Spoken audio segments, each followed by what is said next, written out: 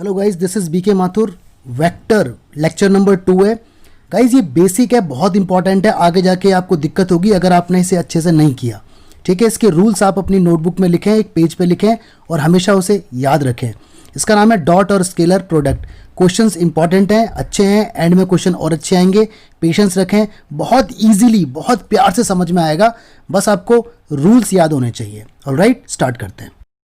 देखिए गाइस, आज का जो टॉपिक है that is scalar product of vector या डॉट प्रोडक्ट ऑफ वेक्टर। तो either you call it scalar product और you call it dot product, बात एक रहेगी। तो कुछ रूल्स आने वाले हैं, ये रूल्स आपको याद होने चाहिए। अगर ये रूल्स आपको याद नहीं होंगे तो you will be in trouble, you will be in problem. तो देखिए, सबसे फर्स्ट रूल आपके सामने आता है कि अगर ए वेक्टर की डॉट बी वेक्टर में हो या बी वेक्टर की डॉट ए वेक्टर में हो तो रिजल्ट विल सेम। ठीक है, यानी ए डॉट बी करो, बी डॉट ए करो, आंसर सेम आएगा। इसका मतलब स्केलर प्रोडक्ट कॉम्यूटेटिव होता है। कॉम्यूटेटिव का मतलब है मल्टीप्लाई में ए डॉट बी करो या बी डॉट ए करो, रिजल्ट हमेशा सेम आएगा। तो ये वर्ड ध्यान रखना, कॉम्यूटेटिव। और ए डॉट बी और बी डॉट ए का जो आंसर आएगा that will be any real number. कोई भी रियल नंबर आ सकता है, नेगेटिव आ सकता है, पॉजिटिव आ सकता है, जीरो आ सकता है, कुछ भी, आयोटा में नहीं आएगा। तो पहला रूल अपनी नोटबुक में से लिख लीजिए कि ए डॉट बी या बी डॉट ए सेम होगा और ये कॉम्यूटेटिव होगा, यानी एनी रियल नंबर इसका आंसर आएगा। रूल नंबर 2 आता है। रूल नंबर 2 में अगर मान लीजिए ए डॉट बी, ए और बी का डॉट आपका जीरो आ जाए, जैसे हमें सीखा अभी कि ए डॉट बी कुछ भी आ सकता है। अगर ए डॉट बी का आंसर जीरो आ जाए तो इसका मतलब है ए वेक्टर परपेंडिकुलर होगा बी वेक्टर के। ठीक है, इसको ऑर्थोगोनल भी बोलते हैं, एक्स्ट्रा ऑर्थोगोनल।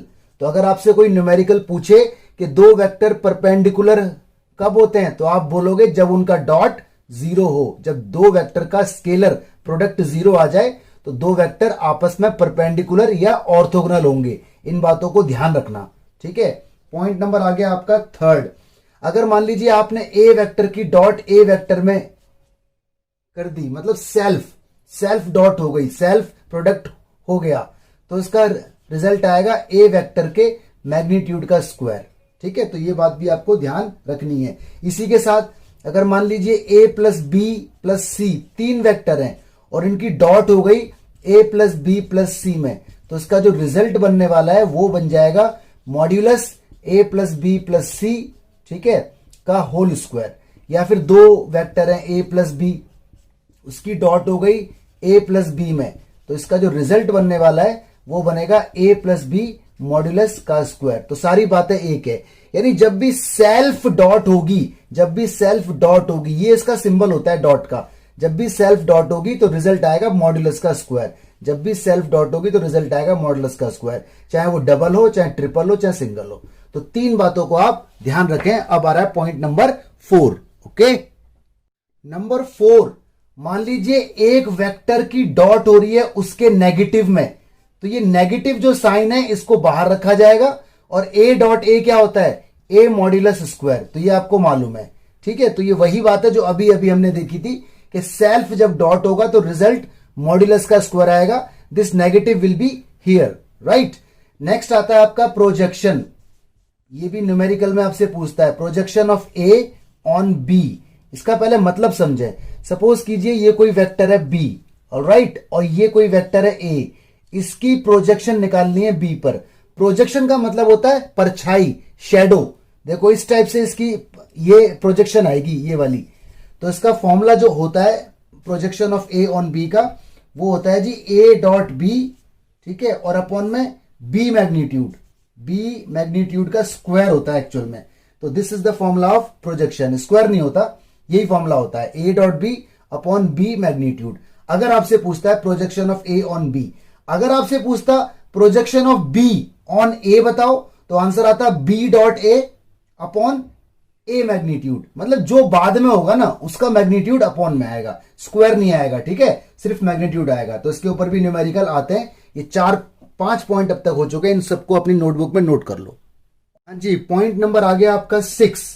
ठीक है, पॉइंट नंबर 6 के अंदर हम लोग देखते हैं एंगल बिटवीन टू वेक्टर।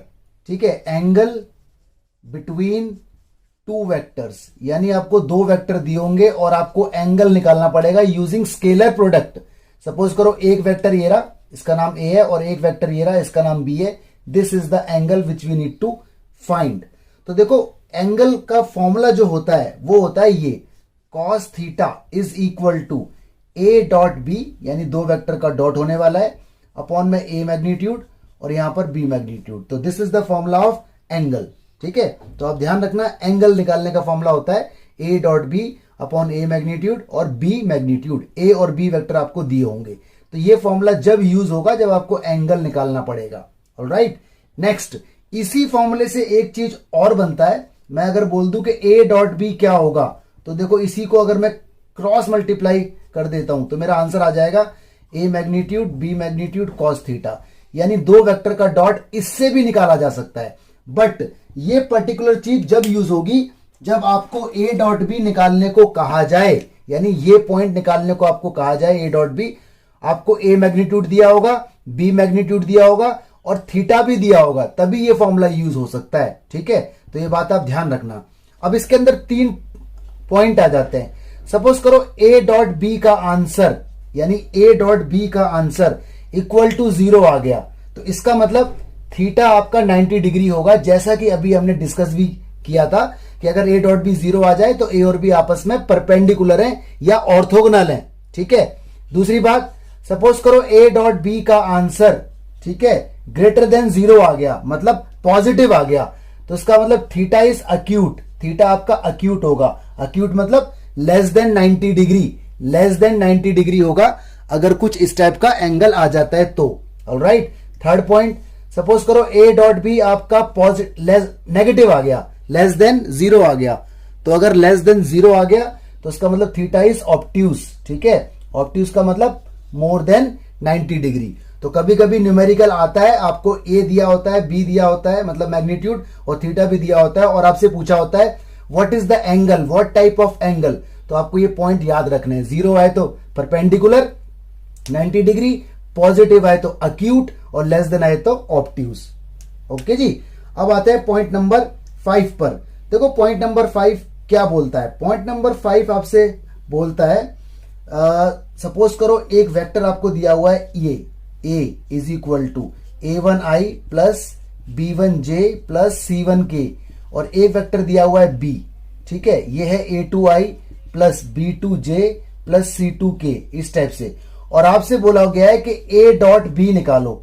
यानी देखो a डॉट b एक तो आपसे यहां पूछ सकता है और एक आपसे यहां पर भी पूछ सकता है। जब यहां पूछेगा तो इनपुट कुछ और होगा, यहां पर a मैग्नीट्यूड बी मैग्नीट्यूड और एंगल दिया होगा, और जब यहां पूछेगा तो आपको पूरा वेक्टर दिया होगा। याद करो वेक्टर की न्यूमेरिकल फॉर्म ऐसी करके दिखती है ना, आई जे के कॉम्बिनेशन में। तो जब भी डॉट होगा तो ध्यान रखना आई के कोफिशिएंट में मल्टीप्लाई होगी, यानी a1 a2 प्लस जे के कोफिशिएंट में मल्टीप्लाई होगी, मतलब b1 b2, और ये होगी c1 c2।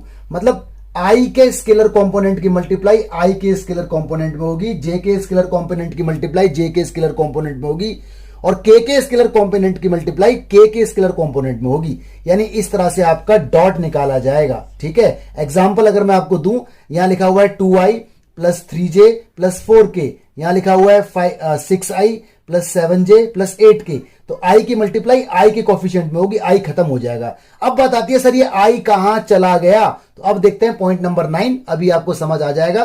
फिलहाल आप ये सारे नोट्स बना के लिखते रहो क्योंकि ये सारे काम आने वाले हैं। ठीक है, मैं आपको इसका लॉजिक अभी बताता हूं। देखिए गाइस पॉइंट नंबर 9, देखो i की डॉट अगर i में होगी, ठीक है, i की डॉट अगर i में हो, या j की डॉट अगर j में हो, या k की डॉट अगर k में हो, आपको मालूम होगा आई कैप जे कैप के कैप अपने आप में यूनिट वेक्टर होते हैं। ठीक है, और अभी अभी आपको मालूम है कि अगर ए की डॉट ए में होती है, ठीक है, सेम वेक्टर की डॉट होती है, तो आंसर आता है उनके मैग्नीट्यूड का स्क्वायर। ठीक है, ठीक है, ये बात अभी अभी हमने यहां पर देखी थी कि जब भी सेल्फ डॉट होगी, जब भी सेल्फ स्केलर प्रोडक्ट होगा, तो रिजल्ट बनेगा उनके मैग्नीट्यूड का स्क्वायर। इसी बात को जरा ध्यान में रखते हो यहां देखते हैं। सपोज करो आई की डॉट आई में होती है, तो इसका आंसर आएगा आई मैग्नीट्यूड का square according to this rule, I dot I magnitude square, जैसे A dot A magnitude square. अब ये बात हर बच्चे को मालूम है कि आई अपने आप में यूनिट वेक्टर है और आई की वैल्यू 1 होती है, और 1 का स्क्वायर इज इक्वल टू 1 होगा। ठीक है, तो इसी तरह से J dot J magnitude square, के मैग्नीट्यूड स्क्वायर। तो आई डॉट आई करो, जे डॉट जे करो, के डॉट के करो, रिजल्ट विल बी 1। क्यों? वाई? तो ये वाई का जस्टिफिकेशन देखो ये रहा। ठीक है, ये वाई का रीजन है। तो ये बात आप ध्यान रखना कि आई की आई में होगी, जे की जे में होगी और के में होगी तो 1 आएगा। ये टीचर आपसे वाइवा में पूछता है, टीचर आपसे स्कूल में पूछेगा कि आई डॉट आई अगर होगी तो ये 1 क्यों आया, इसका रीजन दो। तो सबसे पहले आप उसे ये बात बताओगे कि this is the property of scalar product, कि जब भी सेल्फ स्केलर प्रोडक्ट होता है तो रिजल्ट आता है मैग्नीट्यूड स्क्वायर। इसीलिए आई डॉट आई होगी तो रिजल्ट आएगा आई मैग्नीट्यूड स्क्वायर, और आई मैग्नीट्यूड की वैल्यू 1 होती है, इसलिए इसका रिजल्ट 1 होता है। ठीक है, एक पॉइंट इसके अंदर और आता है, बताता हूं मैं आपको। देखो एक पॉइंट इसके अंदर और है, ये हो गया फर्स्ट और ये हो गया सेकंड। आई की डॉट अगर जे में हो, या जे की डॉट अगर के में हो, या के की डॉट अगर आई में हो, ठीक है, तो रिजल्ट हमेशा 0 आएगा। अब टीचर पूछता है भाई क्यों आता है, वाई, इसका मुझे रीजन दो। आपको मालूम है इस तरह से हमारा एक डायग्राम बनता है 3D में। ये X axis, this is Y axis and this is Z axis. X axis के अलोंग होता है आई, इसके अलोंग होता है जे और इसके अलोंग होता है के। आपको मालूम है एक्स एक्सिस और वाई एक्सिस आपस में 90 डिग्री का एंगल बनाते हैं। और अभी अभी आपने सीखा है कि जब भी दो वेक्टर परपेंडिकुलर होंगे, अगर दो वेक्टर परपेंडिकुलर हैं तो उनका डॉट हमेशा 0 आएगा, ऑर्थोगोनल। मैंने अभी अभी आपको बताया था इससे पीछे। ठीक है, कि ए डॉट बी अगर 0 आ जाए तो दो वेक्टर परपेंडिकुलर है, या दो वेक्टर अगर परपेंडिकुलर है तो उनका डॉट 0 आएगा, ऑर्थोगोनल आएगा। तो आप यहां देखिए, ये जो एक्स एक्सिस है जेड के साथ परपेंडिकुलर है, जेड एक्सिस वाई के साथ परपेंडिकुलर है, और एक्स एक्सिस वाई के साथ परपेंडिकुलर है। मतलब तीनों आपस में म्यूचुअली परपेंडिकुलर हैं। म्यूचुअली मतलब तीनों आपस में 90 डिग्री का एंगल बनाते हैं। तो देखो आई और जे, भाई आई और जे आपस में परपेंडिकुलर हैं, तो इसलिए इन दोनों का डॉट 0 आएगा। जे और के आपस में परपेंडिकुलर हैं, इनका डॉट 0 आएगा। के डॉट आई आपस में परपेंडिकुलर हैं, इसलिए इनका डॉट 0 आएगा। तो टीचर वाइवा में ये बातें आपसे पूछता है। इनफैक्ट प्राइवेट स्कूल में ये बात पूछी गई है। ठीक है, तो आप इसका जस्टिफिकेशन अपने पास रखें। तो 9 पॉइंट अब तक हो चुके हैं। अब आते हैं पॉइंट नंबर 10 पे। देखिए पॉइंट नंबर 10 के अंदर क्या होगा, आपको न्यूमेरिकल दिया होगा। आपको 3 पॉइंट्स दिए होंगे यहां पर, A point, B point, C point. इसके अंदर लिखा होगा 2, 1, 3 कुछ भी, यानी x1 y1 z1, x2 y2 z2, x3 y3 z3। और आपसे दो बातें मैंने यहां पे लिखी हुई है। या तो वो बोलेगा कि इन तीनों पॉइंट को शो करो कोलिनियर है, या बोलेगा शो करो ये तीनों पॉइंट राइट एंगल ट्राइंगल के वर्टिसेस है। तो सबसे पहले आप देखो, पहले तो बात करते हैं कोलिनियर की। इसको शो करने के 2 मेथड हैं, कोलिनियर प्रूफ करने के 2 मेथड है, ऐसा हम देख भी चुके हैं लेक्चर नंबर 1 के अंदर। सबसे पहले आप निकालो ए बी वेक्टर, निकालना आता होगा आपको। x2 minus x1 I cap plus y2 minus y1 J cap plus z2 minus z1 K cap. ठीक है, इसके बाद आप निकालो ए सी वेक्टर, वो भी निकाल लोगे आप, इसका और इसका डिफरेंस x3 माइनस, क्योंकि ये x3 है और ये x1 है, मतलब x का डिफरेंस और आई कैप। इसके बाद ना ये प्रपोर्शनल हो जाते हैं। कैसे हो जाते हैं? प्रपोर्शनल। कैसे? Like this, a1 upon a2, मतलब आई के साथ वाले, अपॉन में b1 अपॉन b2, अपॉन में c1 अपॉन c2। इन सबका आंसर सेम आएगा तो प्रूव हो जाएगा कि पॉइंट्स आर कोलिनियर। एक तो मेथड ये है जो हम ऑलरेडी सीख चुके हैं लेक्चर नंबर 1 में। एक मेथड देखो इसका और है, आप निकालो पहले ए बी वेक्टर, वो निकालना आपको आता है। कैसे निकालते हैं? जैसे यहां निकाला था, x2 minus x1, y2 minus y1, z2 minus z1 और आई जे के लगाते रहेंगे। फिर निकालो आप बीसी वेक्टर, ये भी हम निकालेंगे यहीं से ही, लॉजिक विल रिमेन सेम। फिर निकालो एसी वेक्टर। ठीक है, अब देखो इन तीनों में कोई ना कोई तो बड़ा होगा, तो इन तीनों में जो भी सबसे बड़ी वेक्टर है इनका ना मैग्नीट्यूड भी निकाल लेना। इसके बाद ये वेक्टर जब निकल जाए तो इसके बाद इसका मैग्नीट्यूड भी निकलेगा। मैग्नीट्यूड निकालना आपको आता है। कैसे निकालते हैं? अंडर रूट में स्केलर कंपोनेंट का square, under root A square plus B square plus C square. तो जब मैग्नीट्यूड निकल जाएगा तो इन तीनों में कोई ना कोई तो बड़ा आया होगा, तो इन तीनों में जो भी बड़ा आया है, big side, big magnitude is equal to 2 small plus small, यानी 2 मैग्नीट्यूड छोटे रहे होंगे। मान लो ये आ गया आपका 10, ये आ गया 8, ये आ गया आपका 2, कुछ भी आ सकता है, कोई भी कुछ भी। सपोज करो ये आ गया आपका 10, ये आ गया 8, ये आ गया 2। तो 10 इज इक्वल टू 8 प्लस 2, यानी 10 इज इक्वल टू 10। अगर ये कंडीशन फॉलो हो रही है तो उसका मतलब पॉइंट्स आर कोलिनियर।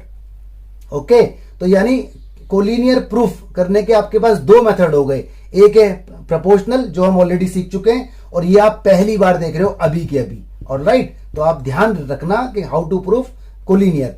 अब आती है बात राइट एंगल ट्राइंगल की। अगर मान लो हमें राइट एंगल ट्राइंगल प्रूफ करना पड़े तो क्या होगा, तो ये भी हम ऑलरेडी प्रीवियस लेक्चर के अंदर देख चुके हैं, लेकिन फिर दोबारा भी देख लेते हैं। सबसे पहले आपको 3 वेक्टर 3 पॉइंट्स दिए होंगे, इन 3 पॉइंट से 3 वेक्टर निकाल लो लाइक दिस, उसके बाद उनका निकाल लो मैग्नीट्यूड। इसके बाद जो इसमें सबसे बड़ी मैग्नीट्यूड आएगा उसको हाइपोटेनियस माना जाएगा, बाकी किसी को भी बेस मान लो और किसी को भी परपेंडिकुलर, और ये पाइथागोरस थ्योरम कंसीडर होनी चाहिए, ये फुलफिल होनी चाहिए, तो राइट एंगल ट्रायंगल प्रूफ हो जाएगा। ये था पॉइंट नंबर 10। ठीक है, अब देखते हैं 2 पॉइंट और बचे हैं 11 और 12, उनको और देखते हैं और आपके नोट्स कंप्लीट हो जाएंगे, फिर न्यूमेरिकल पे मूव करेंगे। देखिए जी, 2 बातें आती हैं। सबसे पहला आ रहा है एक ट्रायंगल आपको दिया हुआ है और आपसे एंगल पूछेगा।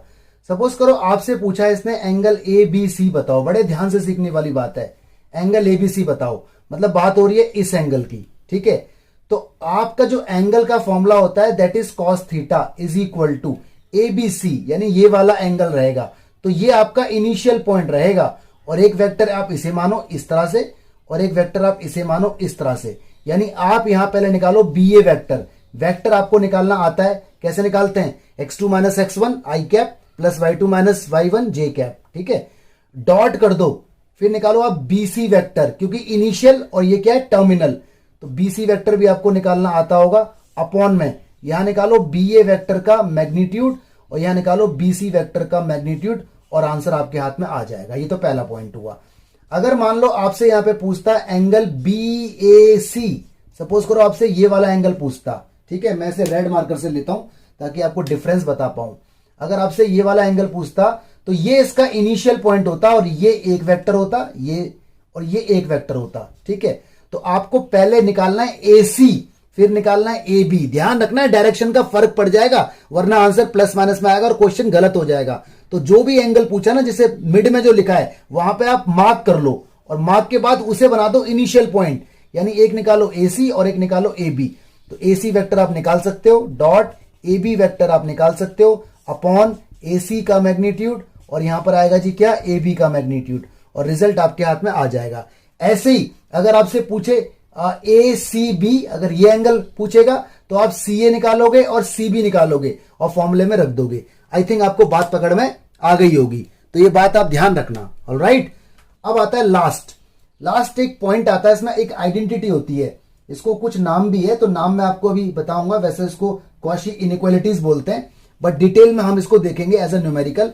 फिलहाल आप एक बात ध्यान रखें, नंबर 1 कि अगर 2 वेक्टर का एडिशन किया जाए और उनका मैग्नीट्यूड निकाला जाए आफ्टर एडिशन, या फिर उनका अलग अलग मैग्नीट्यूड निकाला जाए और उसके बाद उनको एडिशन किया जाए। यहां पर क्या है, पहले जोड़ा उसके बाद मैग्नीट्यूड, यहां पे क्या है, अलग अलग मैग्नीट्यूड उसके बाद जोड़ा, तो रिजल्ट ना हमेशा लेस देन इक्वल होता है। इसे बोलते हैं कॉशी इनइक्वालिटी।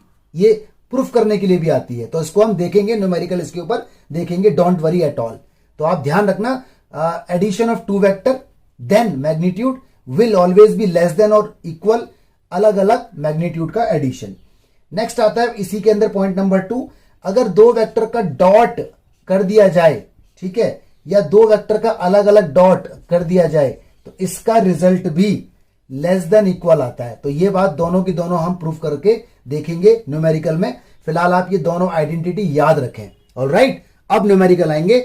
इन सारे पॉइंट को एक पेपर पे लिख लो बिफोर स्टार्टिंग द वीडियो। अगर आपने नहीं लिखे तो वीडियो को रोक दो और इनको एक पेपर पे लिख दो। देखिए गाइस, 2 क्वेश्चन आपको स्क्रीन पर दिख रहे हैं। पहला है find angle between 2 vector A and B with magnitude √3 and √2। यानी जो फर्स्ट क्वेश्चन आपको देखने को मिल रहा है उसमें A का मैग्नीट्यूड आपको दिया हुआ है दैट इज √3, इस तरह से लिखते हैं मैग्नीट्यूड, और B का मैग्नीट्यूड आपको दिया हुआ है that is what 2 respectively, having A dot B √6, आपको A डॉट B दिया हुआ है दैट इज व्हाट √6। ठीक है जी, और आपसे कहा है एंगल बताओ, तो एंगल का फॉर्मूला आपको मालूम है cos theta is equal to होता है A डॉट B और अपॉन में आता है A मैग्नीट्यूड, और यहां लिखते हैं साथ में B मैग्नीट्यूड। इसके अंदर वैल्यूज रख दीजिए, तो cos theta is equal to A dot B आपको दिया हुआ है √6 अपॉन A मैग्नीट्यूड आपको दिया हुआ है √3 और B मैग्नीट्यूड आपको दिया हुआ है 2। फर्दर ये सॉल्व होगा आगे, तो cos theta is equal to, देखो √3 से √2 होगा, √6 होगा कट, तो ऊपर आएगा √2, यहाँ आएगा 2, और इसका कर देंगे हम रैशनलाइजेशन, √2 से ऊपर नीचे मल्टीप्लाई, तो रिजल्ट आएगा 1/√2। अब जरा सोचो कॉस की वैल्यू 1/√2 कब होती है? ऑफ कोर्स π/4 पे होती है। This is your answer. तो 1 मार्क्स में ये न्यूमेरिकल आ सकते हैं, आप देख लेना। क्वेश्चन नंबर 2, इसने कहा एंगल बताओ दिस एंड दिस। अब की बार इसने आपको डेटा ना दे करके वेक्टर दे दिए, तो पहले वेक्टर का नाम दे दीजिए a, that is i - 2j + 3k, और दूसरे वेक्टर का नाम दे दीजिए b, that is 3i okay - 2j + k। Angle का फॉर्मूला आप लिख लीजिए, cos theta is equal to a.b upon a magnitude then b magnitude. अब जरूरत के हिसाब से इधर डेटा निकालिए। डॉट करना मैंने आपको बताया था कि जब भी डॉट होगी तो हमेशा i की कोफिशिएंट की i में होगी, क्योंकि अगर i के कोफिशिएंट की j में होगी तो i और j 0 हो जाएंगे। मैंने इसको जस्टिफाई भी किया था, और मैंने वाइवा के लिए भी आपको इसमें नोटिफाई किया था कि वाइवा में पूछते हैं कि i.i 1 क्यों होता है और i.j 0 क्यों होता है, तो ध्यान रखना। तो i की कोफिशिएंट की i में होगी तो आंसर आएगा यहाँ पे 3, ठीक है। j की j में होगी तो आंसर आएगा +4, और k की k में होगी तो आंसर आएगा +3। डायरेक्ट आप वैल्यू रख सकते हैं। यहां निकाल दीजिए मैग्नीट्यूड। मैग्नीट्यूड निकालना आपको आता है, i के कोफिशिएंट का स्क्वायर 1, j के कोफिशिएंट का स्क्वायर 4 और k के कोफिशिएंट का स्क्वायर 9। नीचे भी i के कोफिशिएंट का स्क्वायर 9, फिर 4, फिर प्लस में 1। तो यानी cos theta is equal to कुछ आंसर आपका आने वाला है, ये हो गया आपका 336 10 हो गया, और अपॉन में ये हो गया आपका √14, और ये भी √14, तो रूट से रूट हट जाता है तो आ गया 14। तो in case finally you got what 5/7। This is your answer. और ये आंसर ऐसे ही रहने वाला है, क्योंकि cos थीटा की वैल्यू 5/7 कब होती है हमें नहीं पता। इनफैक्ट आप इसको ऐसे ना छोड़ करके ऐसे करके छोड़ना, theta is equal to cos inverse 5/7, क्योंकि आपको मालूम है ना कि जब cos यहां से उधर जाएगा तो इनवर्स बन जाएगा। तो this is the angle. Okay, तो 2 केस 2 न्यूमेरिकल आप लोगों ने देख लिए। देखिए 2 क्वेश्चन आपकी स्क्रीन पर है। थर्ड में लिखा है find projection of vector i - j on vector i + j, और फोर्थ क्वेश्चन भी कुछ उसी टाइप का है। तो मैं आपको बताता हूं इसका थर्ड क्वेश्चन। तो देखिए पहले आप इसको नेमिंग दीजिए। a वेक्टर को मान लीजिए i - j, और b वेक्टर का नाम आप दे दीजिए i + j, जो भी आपको दिया हुआ है। फर्स्ट को a, दूसरे को b। इसके बाद प्रोजेक्शन का फॉर्मूला आपको पता होना चाहिए, projection of a on b इसने कहा है, तो इसका फॉर्मूला आपको याद होगा a.b अपॉन b मैग्नीट्यूड, ठीक है। ये फॉर्मूला होता है। पहले निकालो a.b, i की i में होगी तो 1 आ गया, मतलब कोएफिशिएंट की मल्टीप्लाई, स्केलर कंपोनेंट की मल्टीप्लाई।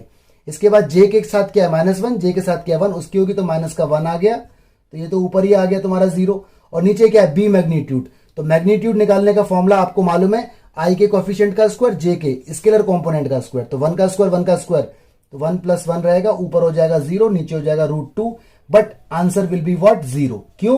क्योंकि 0 अपॉन समथिंग इज ऑलवेज 0। तो क्वेश्चन नंबर 4 आपको खुद ट्राई करना है। ऑलराइट, तो आपने देखा सारे फॉर्मूले आपको याद होने चाहिए तभी न्यूमेरिकल होंगे। देखिए गाइस स्क्रीन पर एक क्वेश्चन आपको दिख रहा है, show that each of the given 3 vectors is a unit vector. यानी सबसे पहले तो हमें यूनिट वेक्टर को प्रूफ करना पड़ेगा कि ये यूनिट वेक्टर है। उसके बाद देखो इसने क्या कहा है, also show that they are mutually perpendicular to each other.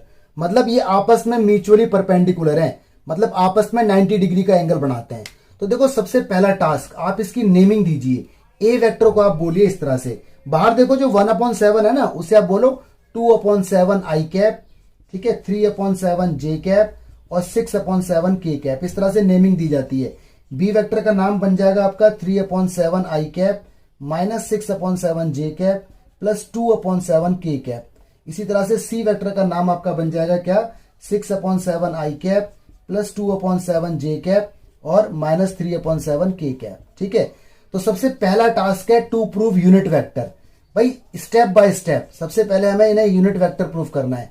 देखो यूनिट वेक्टर प्रूफ करने के लिए कुछ नहीं करना पड़ता, आपको जस्ट निकालना है इसका मैग्नीट्यूड, और मैग्नीट्यूड हमेशा 1 आएगा तो प्रूव हो जाएगा। निकालिए जी ए का मैग्नीट्यूड, कैसे निकालते हैं, आई के स्क्वायर कंपोनेंट का स्क्वायर तो 4/49, जे के स्केलर कंपोनेंट का स्क्वायर 9/49 और के स्केलर कंपोनेंट का स्क्वायर 36/49।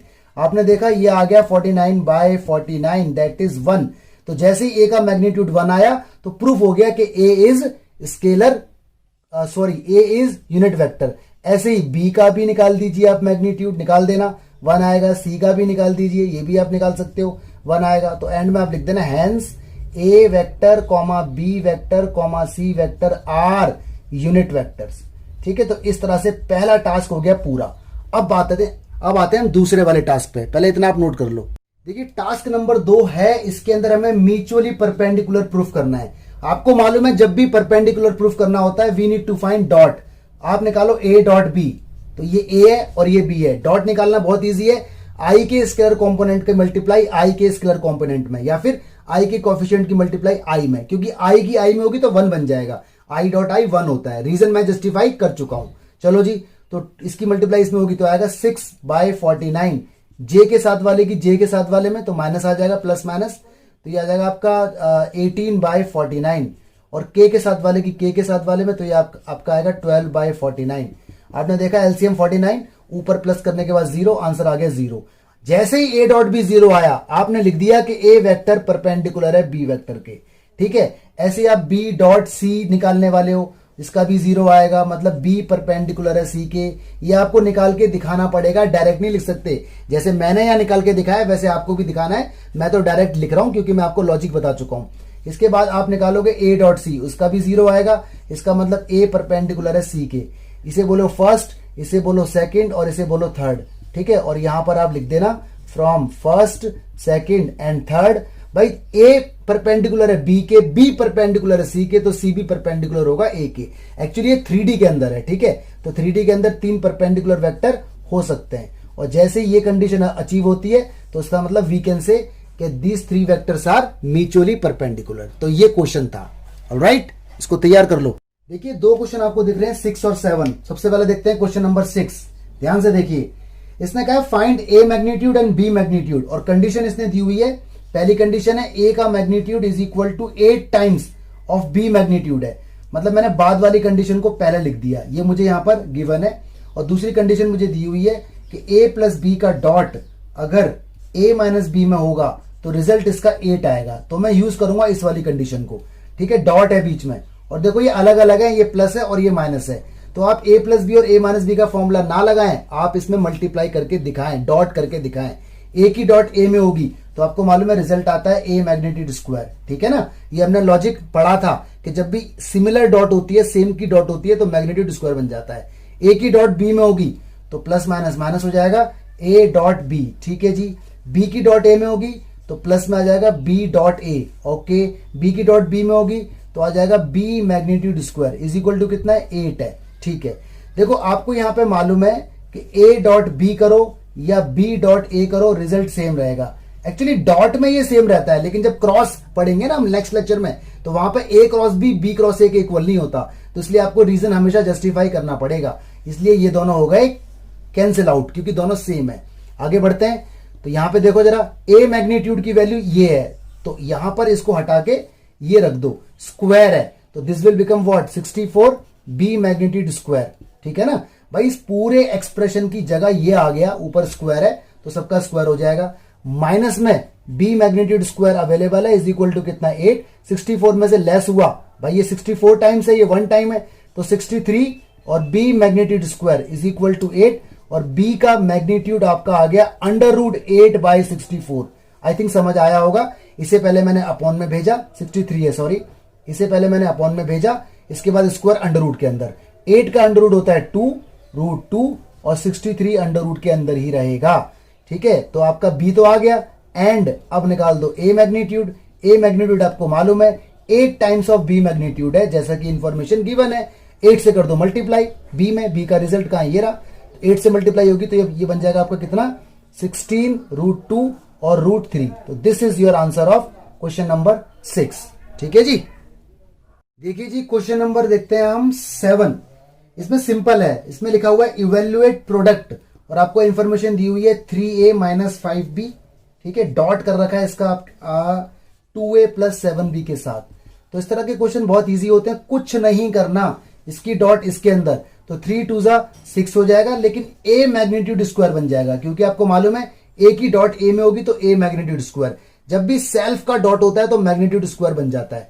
फिर 3a की मल्टीप्लाई इसके अंदर होगी तो आंसर आएगा 21a डॉट b। ठीक है, इसके बाद 5b की इसमें होगी तो आंसर आएगा 10 बी डॉट ए, इसके बाद ठीक है इसकी मल्टीप्लाई इसमें होगी तो यहाँ भी माइनस ही आने वाला है, ठीक है, क्योंकि माइनस की हो रही है तो माइनस आएगा।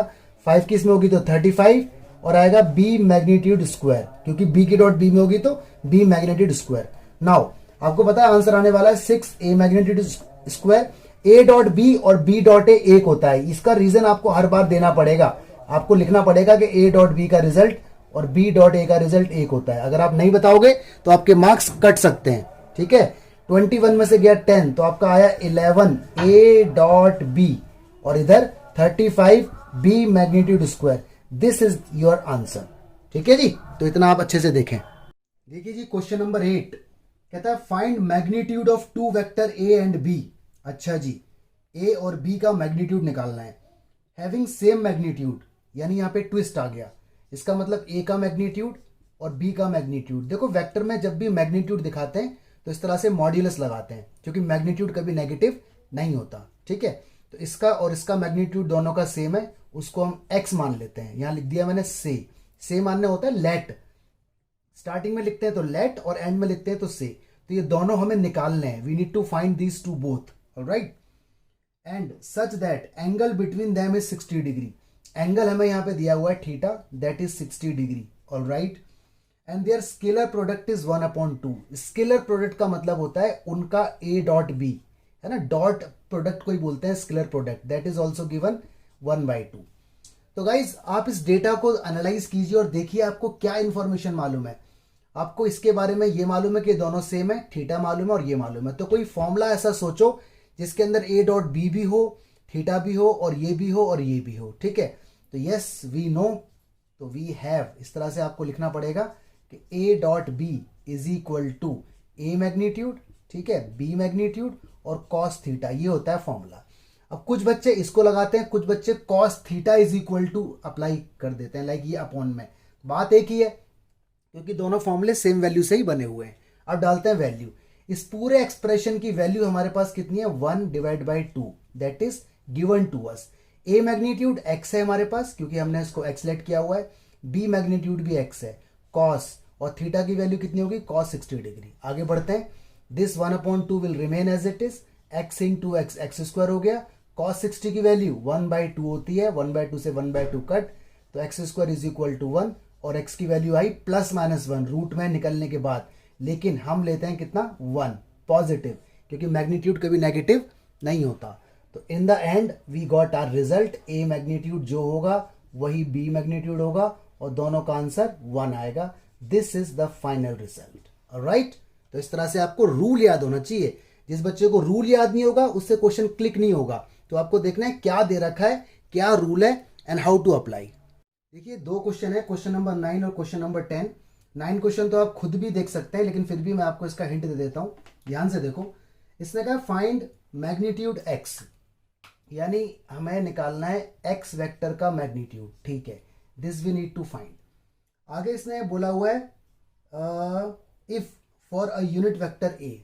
इसने जानकारी दी है कि ए है ना एक यूनिट वेक्टर है, और आपको इतनी जानकारी अगर मिल जाए कि कोई वेक्टर यूनिट है तो उसका मतलब उसका मैग्नीट्यूड हमेशा 1 होता है। आपको मालूम है यूनिट वेक्टर के मैग्नीट्यूड हमेशा 1 होता है। इसको मैंने ऐसे दिखाया है, बाकी अगर आप चाहते तो इसको ऐसे करके भी दिखा सकते थे, कैप से, क्योंकि जब भी कोई वेक्टर यूनिट वेक्टर होता है तो उसके ऊपर कैप भी लगा सकते हैं, दोनों अलाउड है, ये भी और ये भी, ठीक है। अगर मैंने कैप लगाया तो इसका मतलब देखने से ही पता चल जाता है कि इसका मैग्नीट्यूड 1 है, क्योंकि कैप लगता उसी के ऊपर है जो यूनिट वेक्टर है।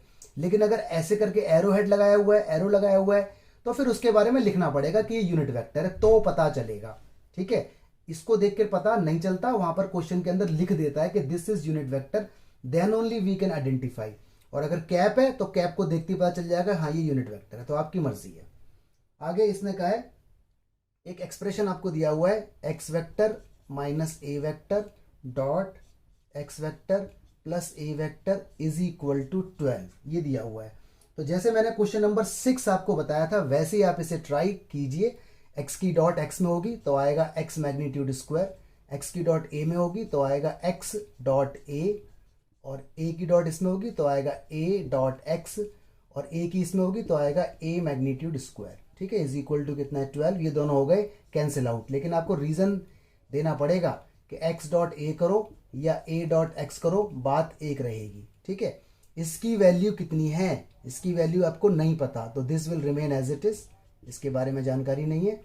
माइनस इसकी वैल्यू कितनी है 1, ठीक है। देखो ए मैग्नीट्यूड कितना है 1, ये हमें गिवन है अकॉर्डिंग टू दिस स्टेटमेंट। तो ये 1 का स्क्वायर 1 इज इक्वल टू कितना है 12।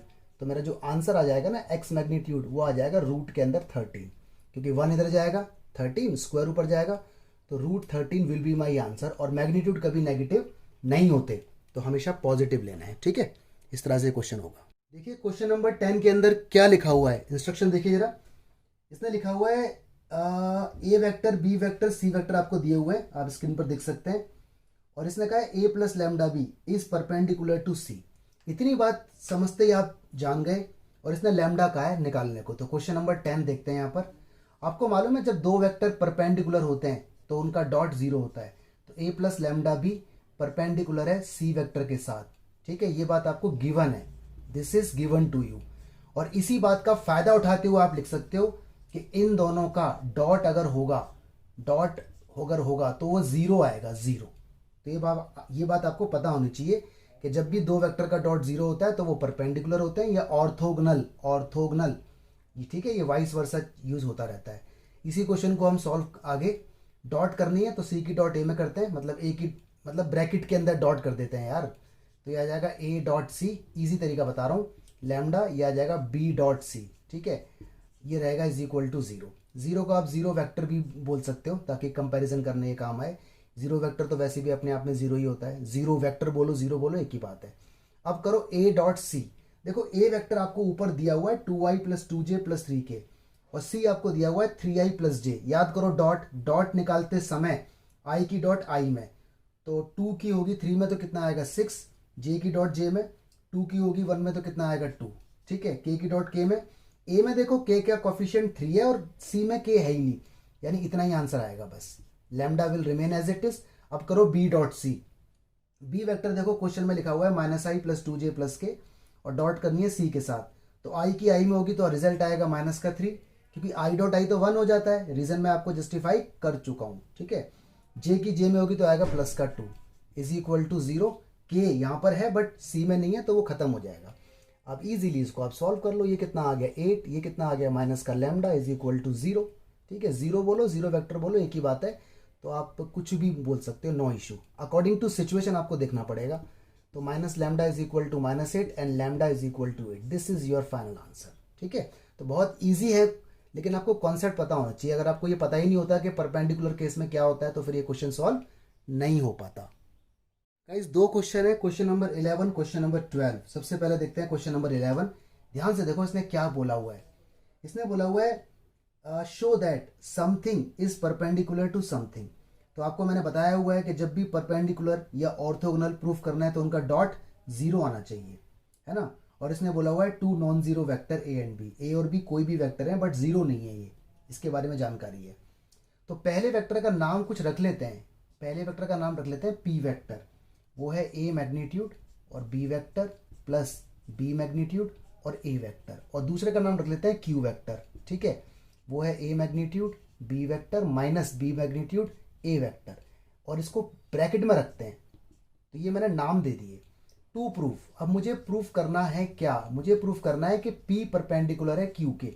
P वेक्टर परपेंडिकुलर है Q के। ये P मैंने पूरे का नाम दे दिया और Q मैंने उसको नाम दे दिया। इसका मतलब मुझे ये प्रूफ करना है कि P की डॉट अगर Q में हो जाए तो रिजल्ट जीरो आना चाहिए, है ना भाई। परपेंडिकुलर का मतलब इन दोनों का डॉट जीरो आना चाहिए। ये मैं बता चुका हूँ आपको कि क्यों आना चाहिए, जस्टिफाई मैंने किया है। तो ये रूल आपको याद होना चाहिए। तो I take left hand side, ठीक है, that is what P dot Q, ठीक है। अब कर दो मल्टीप्लाई। P कितना है A magnitude B vector plus B magnitude A vector dot इधर है A magnitude B vector minus B magnitude A vector, ठीक है। करो जी डॉट। इसकी डॉट इसमें भी होगी और इसमें भी होगी, पूरे ब्रैकेट के अंदर होगी। इसकी डॉट जब इसमें होगी तो A मैग्नीट्यूड और A मैग्नीट्यूड बन जाएगा A मैग्नीट्यूड स्क्वायर, और B की डॉट जब B में होगी तो बन जाएगा B मैग्नीट्यूड स्क्वायर। आपको मालूम है ना A dot A magnitude square होता है। तो A मैग्नीट्यूड और A मैग्नीट्यूड का डॉट होगा तो वो भी A मैग्नीट्यूड स्क्वायर होगा, ठीक है, कॉन्सेप्ट क्लियर रखना है, न्यूमेरिकल तो अनलिमिटेड आते रहेंगे आपके सामने। इसकी डॉट जब इसमें होगी तो ये ए है और ये बी है, ये ऐसे कैसे लिख दिए जाएंगे, ए मैग्नीट्यूड बी मैग्नीट्यूड, ए मैग्नीट्यूड, एक काम करो मैग्नीट्यूड वालों को एक साथ लिख लो और बी और ए वालों को लिख लो एक साथ, क्योंकि हैं तो सारे डॉट, और डॉट में आपको पता है कॉम्यूटेटिव होता है, ए डॉट बी करो या बी डॉट ए करो कोई फर्क नहीं पड़ता। ठीक है, तो लिख देना डॉट प्रोडक्ट इज कॉम्यूटेटिव। चलो इसका काम हो गया। अब करते हैं इसकी इसमें, तो प्लस से आएगा जी। इसकी इसमें होगी तो देखो ये भी अलग अलग हैं, ये बी के अंदर मैग्नीट्यूड है वो ए के अंदर, तो ये भी इकट्ठे हो जाएंगे ऐसे ही, बी ए और ए बी। मैंने क्या किया, मॉडुलस वालों को सबको एक साथ लिख दिया, सबके बीच में डॉट लगी हुई है, और बिना मॉडुलस वालों को एक साथ लिख दिया। आगे पीछे लिख सकते हो क्योंकि डॉट अलाउड करता है, क्रॉस में अलाउ नहीं होता, ये क्रॉस के लिए नेक्स्ट वीडियो आएगी। इसकी डॉट करो अब इसमें, तो देखो बी, ये बी तो माइनस हो जाएगा क्या, बी मैग्नीट्यूड स्क्वायर, और ए की ए में होगी तो ए मैग्नीट्यूड स्क्वायर। देखो सारे आंख बंद करके ना कट रहे हैं, ये आ गया जीरो, राइट हैंड साइड आ गया, और हैंस प्रूफ हो गया कि ये वेक्टर इस वेक्टर के साथ परपेंडिकुलर है। ठीक है, और रीजन आप यहाँ पे ना दे देना कि ए डॉट बी करो या बी डॉट ए करो, बात एक ही रहेगी। इस रीजन से ये वाली बात जस्टिफाई हो जाएगी। तो क्वेश्चन देखो कितना इजी था, देखने में डिफिकल्ट है, कॉन्सेप्ट याद होगा तो क्वेश्चन हो जाएगा। 12 क्वेश्चन जरा एक बार देख लो।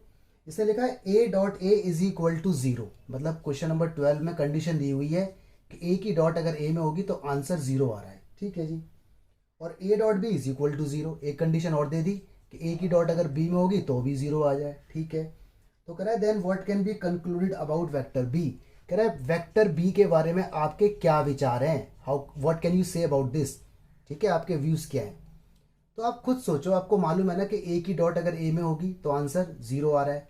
ठीक है, और यहाँ पर क्या है, A dot B is equal to zero आ रहा है। ठीक है, आप एक नंबर अपने मन में सोचो जिसकी मल्टीप्लाई उसी में करते तो आंसर जीरो आए, जरा सोचो। ऐसा कोई नंबर नहीं है एक्सेप्ट जीरो, मतलब जीरो की मल्टीप्लाई अगर जीरो में होगी तो आंसर जीरो आएगा, है ना। और कोई नंबर नहीं है जिसकी मल्टीप्लाई उसी में करें तो आंसर जीरो आ जाए, कोई नंबर नहीं है ऐसा। तो इसका मतलब यहाँ पर क्लियर पता चल रहा है कि ए वेक्टर यहाँ पर जीरो है, मतलब जो ए वेक्टर है ना वो जीरो है, इसीलिए देखो ए डॉट ए जीरो आ रहा है ना। इसको देख के हम पता नहीं लगा सकते कि कौन जीरो है, क्योंकि हमें तो ये बात भी मालूम है कि जब ए और बी का डॉट जीरो है तो वो परपेंडिकुलर होते हैं, लेकिन इस बात को देख के पता लगाया जा सकता है कि ए यहाँ पर जीरो है, क्योंकि सेल्फ मल्टीप्लाई दो नंबर की करने पर अगर आंसर जीरो आए तो वो वेक्टर जीरो होता है। ठीक है, ये तो बात हो गई साफ। तो फिर देन तो ए डॉट बी जीरो क्यों आ रहा है भाई, ए डॉट बी जीरो इसलिए आ रहा है क्योंकि ए से मल्टीप्लाई हो रहा है, और ए कौन है, जीरो। जब जीरो से किसी में मल्टीप्लाई होगा, जब जीरो से किसी में मल्टीप्लाई होगा तो आंसर हमेशा जीरो ही आएगा, ऑफ कोर्स। ठीक है, यानी यहां पर ए डॉट बी अगर जीरो आ रहा है तो उसका रीजन क्या है, ए जीरो है, जीरो से कोई भी मल्टीप्लाई होगा तो रिजल्ट हमेशा जीरो आएगा। तो यानी यहां पर क्लियर कट हम बोल सकते हैं वेक्टर बी के बारे में कि वेक्टर बी में बी एनी वेक्टर बी कुछ भी हो सकता है। ठीक है, यानी जो बी वेक्टर के बारे में इसने पूछा ना कि आपके क्या कंक्लूड आप कर सकते हो, तो आप बोलना बी वेक्टर कुछ भी हो सकता है, जीरो भी हो सकता है, नॉन जीरो भी हो सकता है, क्योंकि ये जो रिजल्ट जीरो बन रहा है ना ये तो ए की वजह से बन रहा है। ओके, तो इन दोनों बातों को देखते हुए हम साफ कह सकते हैं कि ए वेक्टर तो जीरो है लेकिन बी वेक्टर कुछ भी हो सकता है, जीरो भी और नॉन जीरो भी। अगर मान लो बी वेक्टर नॉन जीरो हुआ तो भी जीरो बनेगा आंसर, क्योंकि ए जीरो है, और बी वेक्टर जीरो हुआ तो भी जीरो बनेगा, क्योंकि दोनों जीरो हो जाएंगे तब भी जीरो बनाएंगे। तो थोड़ा सा थियोरिटिकल क्वेश्चन था, देख लेना एक बार। देखिए गाइस, क्वेश्चन इंपॉर्टेंट है, क्वेश्चन नंबर 13 की बात हो रही है। इसने कहा है A B C are unit vector, तो क्लियर कट बात है यहाँ पर, ए बी सी अगर यूनिट वेक्टर है तो ए का मैग्नीट्यूड और बी का मैग्नीट्यूड और सी का मैग्नीट्यूड हमेशा वन होगा, और तीनों इक्वल मैग्नीट्यूड में होंगे, क्योंकि यूनिट वेक्टर अगर बोलता है तो उनका मैग्नीट्यूड हमेशा सेम होता है। ये जानकारी आप इसलिए लिख रहे हो क्योंकि क्वेश्चन के अंदर लिखा हुआ है कि ये यूनिट वेक्टर है। ठीक है, चलिए आगे बढ़ते हैं। इसने कहा है such that A plus B plus C is equal to zero, एक कंडीशन इसने आपको दे दी है कि ए और बी और सी का अगर सम होगा तो आंसर जीरो आएगा, ये कंडीशन आपको दे दी, नो प्रॉब्लम। इसने कहा है find the value of A dot B dot C dot A. इसने कहा है ए की डॉट बी में हो, ठीक है, प्लस बी की डॉट सी में हो, प्लस सी की डॉट ए में हो, तो रिजल्ट जीरो आए। ठीक है, नहीं जीरो ना आए, इसकी वैल्यू बताओ क्या होगी। कह रहा है इस पूरे का रिजल्ट बताओ इसका आंसर क्या आएगा। तो ऐसा क्वेश्चन कई बार एग्जाम के अंदर आ चुका है और ऐसा एक क्वेश्चन मैं आपके लिए और छोड़ के जाऊंगा अभी, ठीक है, ताकि आपकी प्रैक्टिस हो जाए। तो ये मेरा न्यूमेरिकल है। अब इसको सॉल्व करने के दो मेथड हैं। एक मेथड तो ये है कि इसी की सेल्फ डॉट हो जाए इसी के अंदर, और एक मेथड है कि ए की डॉट करो फिर बी की करो फिर सी की करो। दोनों वैलिड हैं, दोनों अच्छे हैं, कोई प्रॉब्लम नहीं। तो देखो सॉल्यूशन मैं कैसे करने वाला हूँ।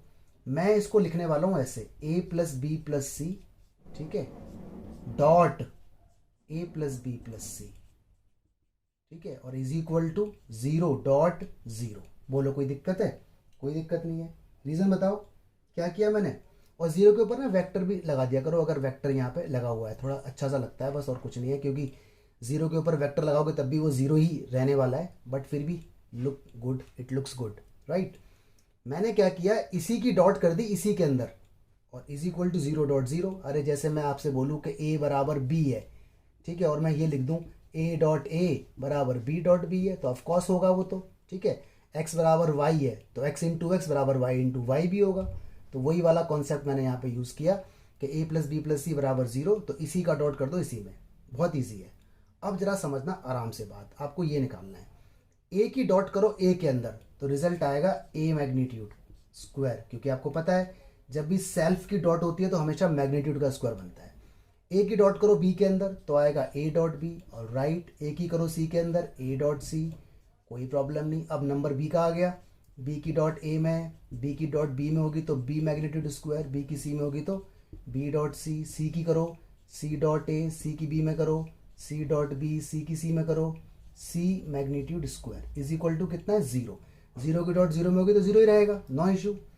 अब देखो इसमें एक पंगा हो गया, एक पंगा ये हो गया कि ए बी दो बार हो गया, एक ए डॉट बी और एक बी डॉट ए।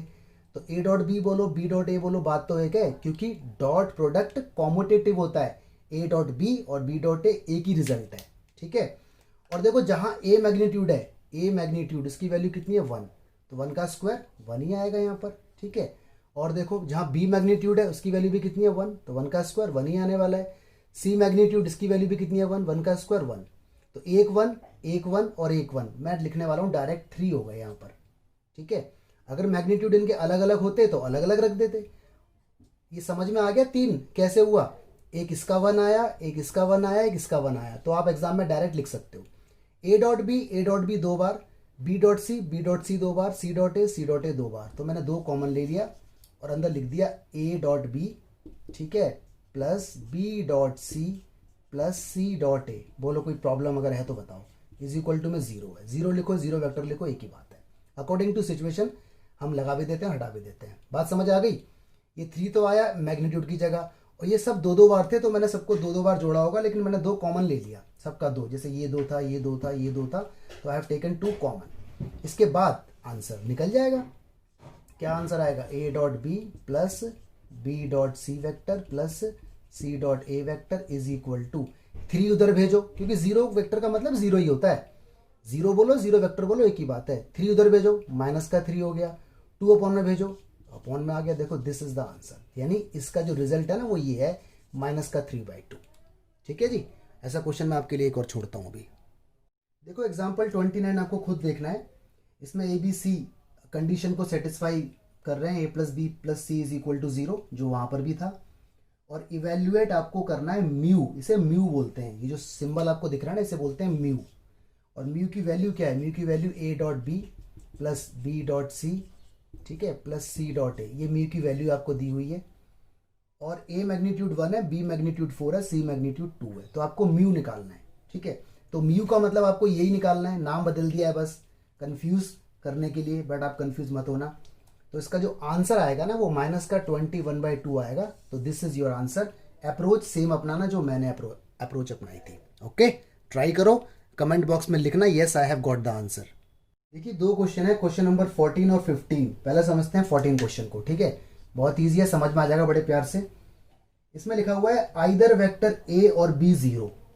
सच बात है, बोल रहा है अगर ए और बी में कोई भी 0 हुआ तो ए डॉट बी 0 आएगा, बिल्कुल आएगा भाई। ए और बी में से अगर कोई भी 0 हुआ और ए और बी की जब मल्टीप्लाई होगी डॉट होगी तो रिजल्ट तो 0 ही आएगा, सच है।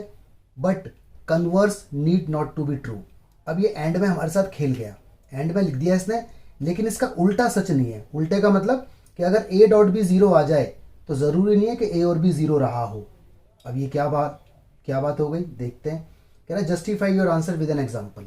तो जब भी जस्टिफाई बोलता है तो एग्जाम्पल से करना पड़ेगा।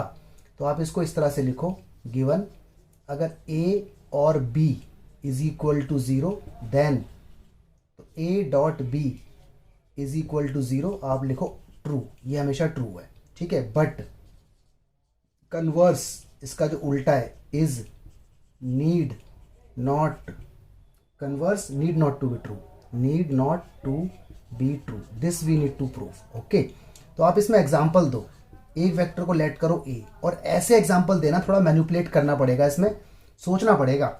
ऐसे वेक्टर लेना कि उनकी डॉट करने पर ना जीरो आए। तो मैं आपको देखो हिंट बता रहा हूं कैसे लेते हैं। आई प्लस जे प्लस के ऐसे ले लेना, ठीक है।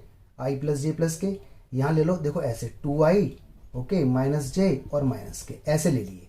ध्यान से देखो, इनकी जब डॉट होगी तो आंसर जीरो आएगा। देखो आई की डॉट आई में होगी तो 2, जे की डॉट जे में होगी तो -1, के की डॉट के में होगी तो -1। मालूम है ना, आई डॉट आई 1 होता है, जे डॉट जे 1 होता है, बता रखा है मैंने।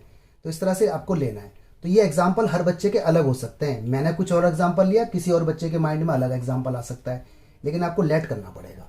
अब यहाँ देखो, आपने किया ए डॉट बी, करो भाई ए डॉट बी। तो आई की डॉट आई में एक्चुअली आई डॉट आई तो 1 हो जाता है, और कॉफिशिएंट की मल्टीप्लाई कॉफिशिएंट में हो जाती है, तो 2 हो गया। ये -1, ये -1 इज इक्वल टू क्या आ गया, 0। ए डॉट बी आ गया 0। बट लेकिन अब निकालो ए का मैग्नीट्यूड। कोई वेक्टर 0 है या नहीं, ये कैसे पता चलता है, उसका मैग्नीट्यूड निकाल के। निकालो जी ए का मैग्नीट्यूड। मैग्नीट्यूड आपको निकालना आता ही है, अंडर रूट में स्केलर कंपोनेंट का स्क्वायर, आई जे के कोएफिशिएंट का स्क्वायर। तो 1 स्क्वायर 1 स्क्वायर 1 स्क्वायर कितना हो जाएगा, 3, which is not equal to 0। फिर निकालो बी मैग्नीट्यूड, निकालो जी बी मैग्नीट्यूड, ये रहा। तो वही 2 और -1 और -1 का स्क्वायर, तो 2 का स्क्वायर 4 और 6 आ जाएगा, which is not is equal to 0। तो हैंस प्रूफ्ड, इसलिए प्रूफ हो गया। प्रूफ हो गया क्या, कि देखो ए डॉट बी 0 है लेकिन ए और बी 0 नहीं है। तो this is the proof, but converse need not to be true. इसी बात को हमने यहाँ प्रूफ किया है। तो एंड में यहाँ स्टेटमेंट लिख देना कि हैंस प्रूव्ड कि इफ ए और B is equal to 0 then A dot B is equal to 0 surely, but converse need not to be true. End में ये स्टेटमेंट एक बार दोबारा भी लिख देना, ठीक है जी। तो इस तरह से ये क्वेश्चन था। देखिए गाइस, क्वेश्चन नंबर 15 आ गया।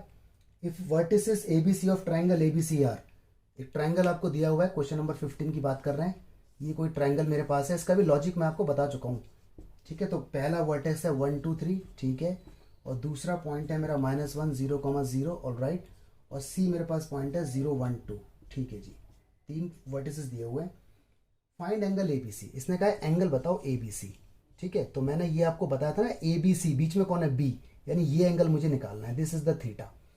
इस यहाँ से एक वेक्टर जाएगा इस टाइप से, और यहाँ से एक वेक्टर जाएगा इस टाइप से। तो एंगल निकालने का formula cos theta is equal to, इसे बोलो बी ए बी मत बोलना, बी ए बोलना, क्योंकि ये इनिशियल पॉइंट हो जाता है। तो बी ए वैक्टर आपको निकालना आता है, लेक्चर नंबर 1 में सीखा था। डॉट बी सी वैक्टर आपको निकालना आता है, लेक्चर नंबर 1 में सीखा था।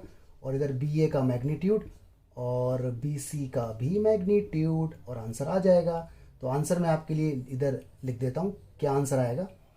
इधर सॉल्व करने पर ना, पूरा कंप्लीट सॉल्व करने पर आएगा 10/√102। तो जब थीटा को उधर भेजेंगे ना, इसको कॉस को जब उधर भेजेंगे, तो आपको मालूम है ना, ट्रिको जब अपनी जगह बदलती है तो इन्वर्स बन जाती है। तो 10/√102 विल बी योर रिजल्ट, ठीक है। तो मेन चीज़ ध्यान रखना है, कौन सा एंगल निकलेगा, वो इनिशियल पॉइंट है। डायग्राम बना के अगर सॉल्व करोगे तो ज़्यादा ईजी लगेगा आपको ये। गाइस, 3 क्वेश्चन स्क्रीन पर दिख रहे हैं। पहला है show that points A B C are collinear. तो इसको सॉल्व करने के 2 तरीके मैंने स्टार्टिंग में बताए थे इसी वीडियो के अंदर। तो ये क्वेश्चन आपको खुद सॉल्व करना है। कैसे करोगे, पहले निकालो ए बी वैक्टर, फिर निकालो ए सी वैक्टर। कैसे निकालते हैं, x2 - x1 i कैप, पता है ना। उसके बाद प्रोपोर्शनल या फिर डिस्टेंस, उससे भी हो जाएगा मैग्नीट्यूड से। तो स्टार्टिंग का लॉजिक, थोड़ा सा हिंट अगर चाहो तो मैं आपको दे सकता हूँ। इसके 2 मेथड हैं। पहले निकाल लो ए बी वैक्टर, निकल जाएगा, ठीक है। फिर निकाल लो A C vector, initial point रखना है सेम, निकल जाएगा। फिर वही condition, a1/a2 is equal to b1/b2 is equal to c1/c2। एक तरीका तो ये है। एक तरीका देखो ये है, पहले निकालो ए बी वैक्टर, फिर उसका मैग्नीट्यूड भी, फिर निकालो बी सी वैक्टर, उसका मैग्नीट्यूड भी, फिर निकालो ए सी वैक्टर, उसका मैग्नीट्यूड भी।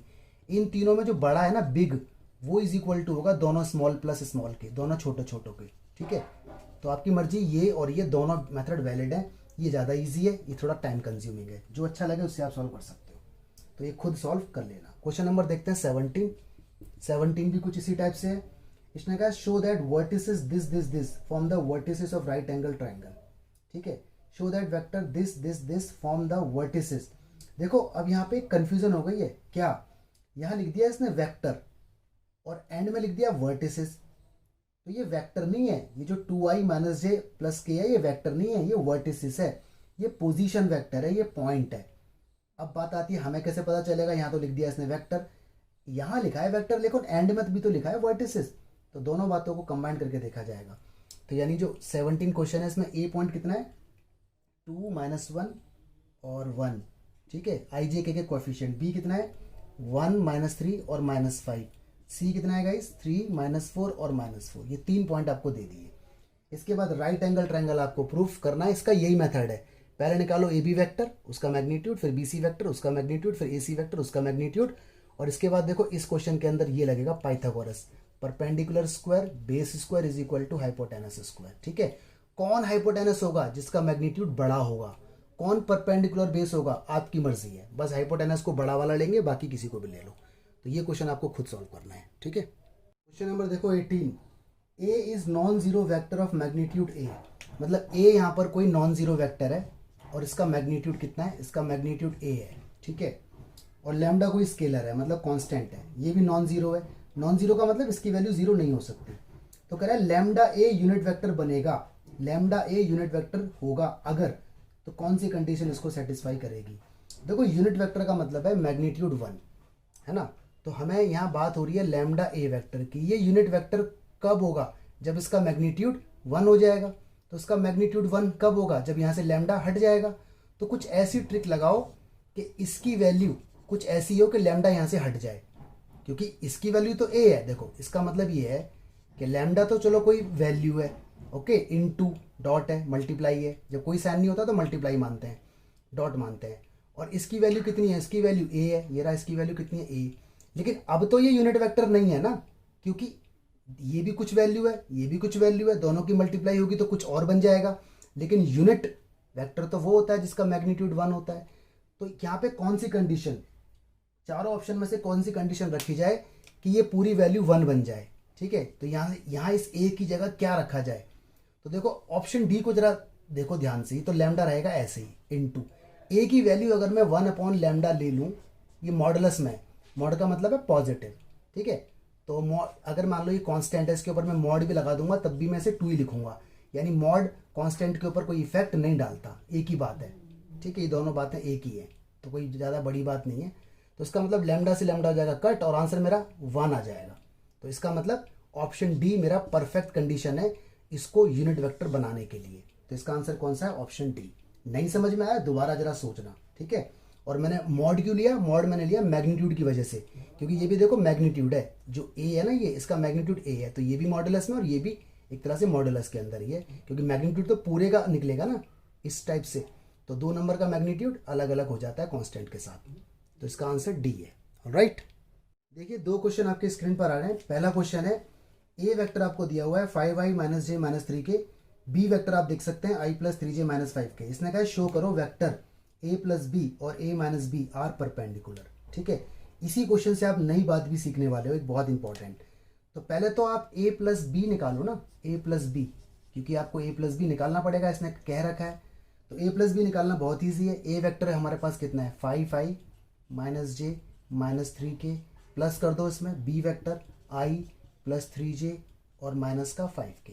ठीक है, प्लस करना आपको आता है, i को i वाले में तो 6i हो गया, माइनस j और ये प्लस का 3j है तो प्लस का 2j हो गया, माइनस 3k और ये माइनस का है तो माइनस का 8k हो गया। इस तरह से वेक्टर आ गया a प्लस बी। ठीक है, अब निकाल लो आप a माइनस बी वेक्टर, तो ये माइनस हो जाएगा।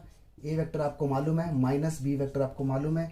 ठीक है, माइनस करने के बाद आपका जो रिजल्ट आएगा वो आएगा 4i माइनस का 4j और प्लस का 2k।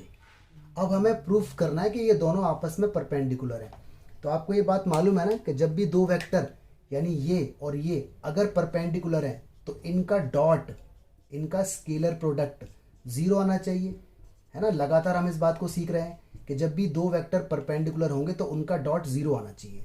ए प्लस बी ये आ चुका, ए माइनस बी ये आ चुका, डॉट हमें निकालना आता है। कैसे निकालते हैं? आई और आई वालों का डॉट होगा, तो ये कितना हो गया 24, जे के कोफिशिएंट का जे में होगा, ये कितना हो गया 8, और के कोफिशिएंट का 8 के में होगा, तो कितना हो गया 16। आंसर देखो 0 आ गया। ठीक है, इसका मतलब ए प्लस बी पूरा परपेंडिकुलर है ए माइनस बी के साथ। अब इसी के साथ एक नई बात आपके सामने आ गई कि जब भी, ये बात आपको याद रखनी है, ये एक्चुअली 3D के अंदर होगी यूज, जो नेक्स्ट चैप्टर आएगा ना उसके अंदर, कि जब भी आपको ए वेक्टर दिया हो और बी वेक्टर दिया हो दो अलग अलग, तो उन दोनों के सम और उन दोनों के डिफरेंस हमेशा आपस में परपेंडिकुलर होते हैं। देखो दो वेक्टर आपको ऊपर दिए हुए ना ए और बी, तो दोनों का सम और दोनों का डिफरेंस आपस में हमेशा ऑर्थोगोनल परपेंडिकुलर होंगे।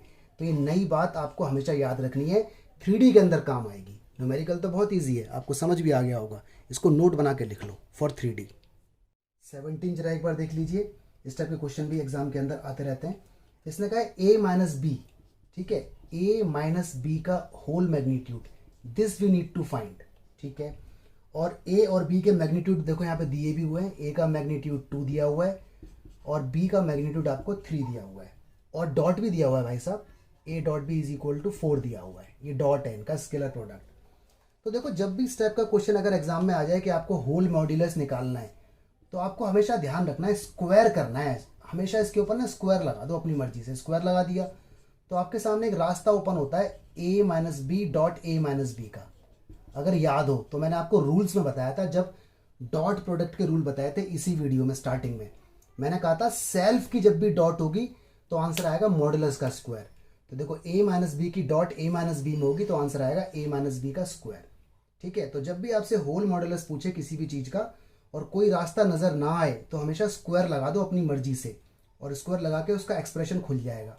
अब यहाँ डॉट निकालते रहो, ए की डॉट ए में होगी तो आएगा ए मैग्नीट्यूड स्क्वायर, ए की बी में होगी तो आएगा ए डॉट बी, बी की ए में होगी तो आएगा बी डॉट ए, बी की बी में होगी तो आएगा बी मैग्नीट्यूड स्क्वायर। अब डाल दो हर जगह वैल्यू, है ना।